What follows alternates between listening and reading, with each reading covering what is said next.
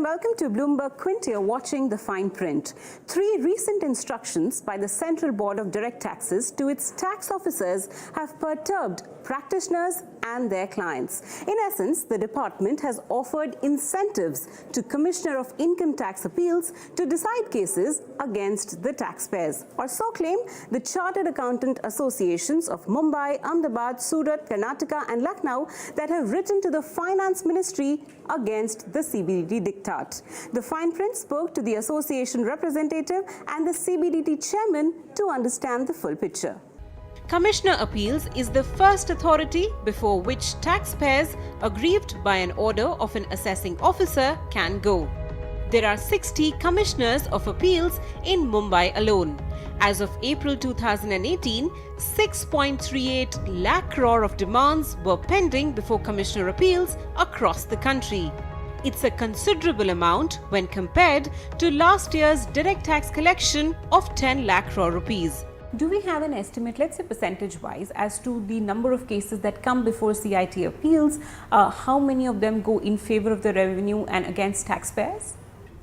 There was a committee, set up by the department in 2014, and they came out with a report in the end of 14 or early 15, where they considered this, the whole gamut of appeals, whether it was before Commissioner Appeals, whether it was before the tribunal, and they found out that of the total appeals, the Commissioner Appeals decided in favor of the taxpayers in 48% of the appeals. In 20% of the appeals, partial relief was granted to the taxpayers, and only 32% of the appeals were decided in favor of the department. Okay. So there is some empirical evidence to show that there is in fact a judicial function that the CIT appeals carries out. Absolutely, and the biggest thing is that these statistics also hide, I think, a little bit more, because the question is, when you're looking at appeals, the number of appeals, it does not bring out the quantum involved in each of those appeals. What was the quantum? That was not analyzed, unfortunately, by the department. Okay. Because it could be that a few high demand cases, because what happens is that assessing officers tend to make very high pitched assessments. That's the unfortunate, because of the targets that they're faced with and pressure from their superiors, and therefore you need a proper sound appellate procedure, and that's what the CIT appeal is the first level in that appellate procedure. But the powers of Commissioner Appeals has been a subject matter of much litigation. I should tell you and make it very clear that the CIT appeal decides the appeal. He has got power to investigate the case also. He has got the same power as the assessing officer has got. So if he finds that something has been left out by the ITO, which was required to be added under the Income Tax Act, he has got that power to add it. But experts disagree. Maulik Doshi, a partner at SKP Business Consulting, points to the Supreme Court's landmark ruling in 1962 in Shapurji Palanji's case. He says, in this case, the Supreme Court had held that Appellate Assistant Commissioner, equivalent to the Commissioner Appeals in the earlier law, has no power to travel beyond the record to enhance the assessment of any year by discovering new sources of income not mentioned in the return of the taxpayers or considered by the income tax officer. Since then, there has been a consistent judicial assertion that even though the powers of Commissioner Appeals are very wide, they cannot introduce a new source of income to the assessment. And it's against this background that the CBDT's recent instructions become important. The first 2 came in March this year. On March 7th, the CBDT chairman wrote a letter to principal income tax commissioners. He observed that the work on prosecution complaints and disposal of compounding applications is not up to the mark. The letter also directed the tax officers to expedite filing of prosecution complaints.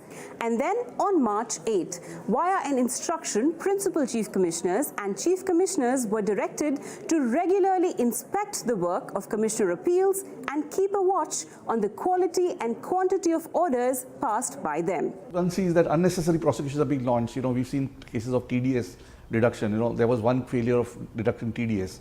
Involving maybe a few thousand, whereas there have been crores of rupees of TDS deducted and paid in time.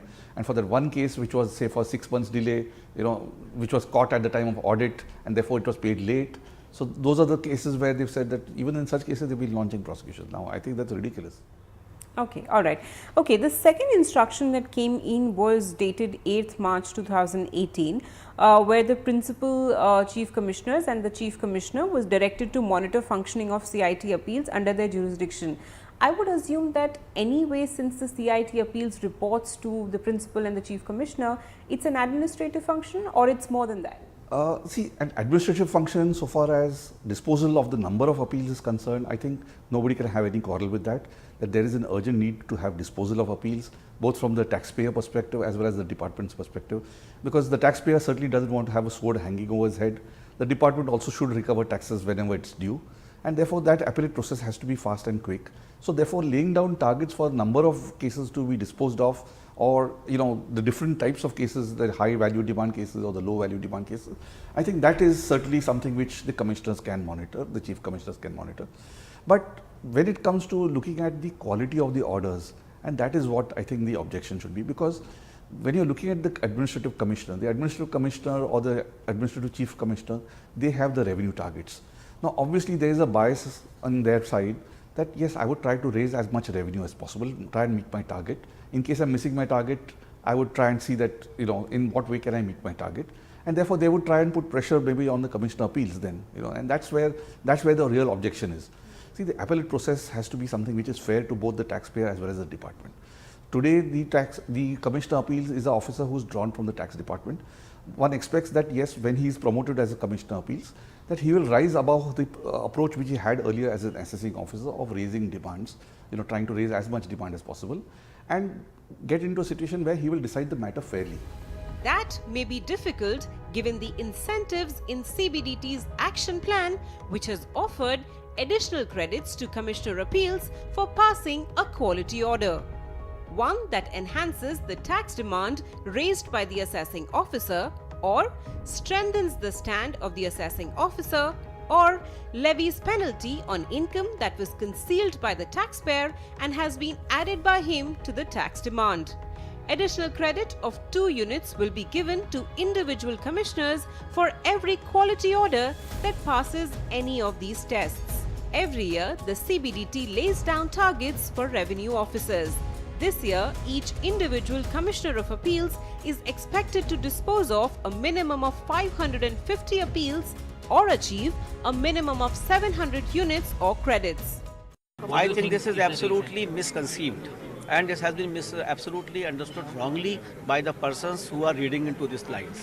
I would say that in place of 500 appeals, which he is supposed to do during the year, he can reduce the number of appeals, but because he has to do a lot of work into that. So his numbers will be reduced, so that if he is making assessment and he is making this enhancement into that scheme, so that is justified, because that power was already with him. So it is not incentivizing that he will be incentivizing to make investigation. It is not like that.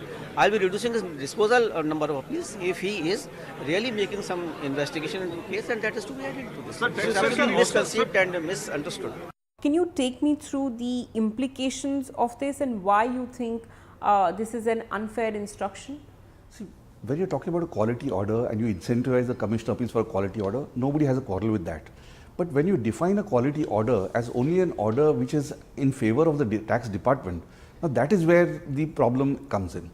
Now, when you're saying a quality order, it could be an order in favor of the taxpayer, it could be an order in favor of the department. So wherever the commissioner appeals has done a good job, the matter is confirmed by the tribunal, by the high courts, yes, that would be a quality order. Not an order in which he has passed in favor of the department, or he's enhanced it's not necessarily a quality order. So there could be horrible orders of enhancement which are passed and which are quashed by the tribunals or the high courts. Now those, and do you call them quality orders? That's not and therefore what you're doing is you're creating a bias in favor of the department so far as the commissioner is concerned. You're incentivizing him that if you decide the matters against the taxpayer, if you try and strengthen the order against the taxpayer, if you enhance the demand, or if you initiate penalty proceedings, in all these cases we will reward you. But if you're deciding matters in favor of the taxpayer or reducing the demand, well, that's the subtext of it. Absolutely, absolutely. Then you won't get the incentive. Now you have to have a fair playing field. I think both for the taxpayer as well as the department. That is what a quasi-judicial process has to be about. The true intention behind these instructions will become clearer in months to come. Gautam Nayak also told me that if their recommendations are not paid heed to by the Finance Ministry, the fraternity may consider a writ before the High Court. That's all there is on this week's show. Thanks so much for watching. We'll see you next week.